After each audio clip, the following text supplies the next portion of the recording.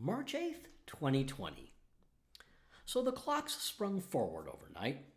Too bad the presidential race is boiling down to a bunch of old guys who can only look backward. Joe Biden will be the Democratic nominee, and anyone who thinks for a moment that the party was about to allow Bernie to lead the ticket is delusional. Not that I care a whit for or would even support the Vermont socialist. After all, Bernie is just as long in the tooth as he is in empty promises, but he's short, way short, on leveling with voters on just how he'd pay for Medicare for all, let alone free college tuition and college loan forgiveness. By some estimates, the cost of these three programs is around $60 trillion over 10 years. And no amount of magical thinking can come up with that much money without raising taxes on everyone, and by a lot. Still, it's no wonder he's so popular with college kids and those who have recently graduated. I mean, promising people they won't have to actually repay the loans they took out so they could major in psychology or art history must sure sound great to the privileged white kids who will always be such a disappointment to their parents. Those squares.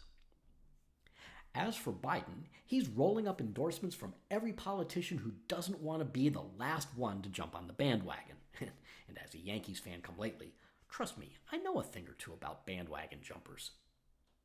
Earlier today, Kamala Harris gave Biden her seal of approval, claiming to do so with great enthusiasm. Give me a break. No one, not even Jill Biden, has great enthusiasm for crazy Uncle Joe. The only thing Kamala Harris believes in is Kamala Harris. She's a complete phony.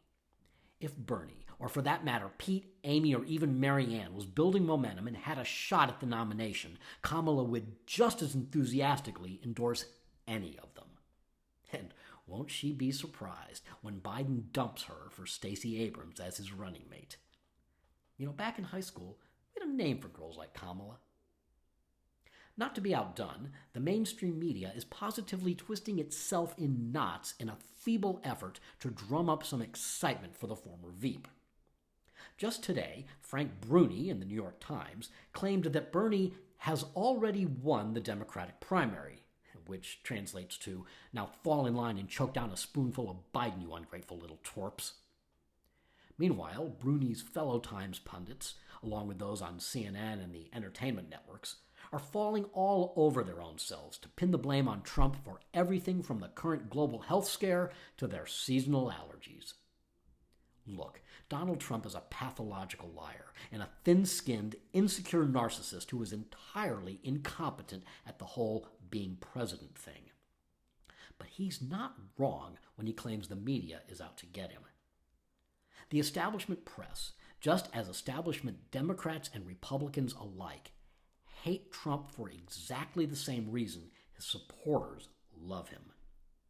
Because he refuses to play by their rules.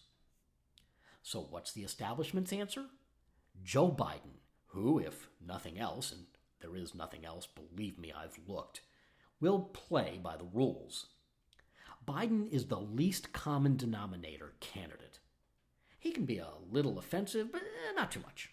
He's a tad out of touch, but hasn't completely lost his wits.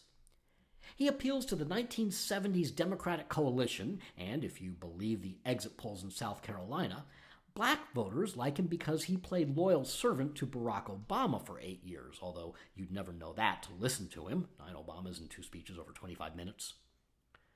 Biden hasn't contributed anything of value in 25 years, but the Dems like him because he's not Donald Trump, which is a pretty low bar to clear. But just like 4 years ago, Trump will win in November. And he should, if this is the best the Dems can come up with. Or maybe I'm just a bit sleep deprived because of the time change.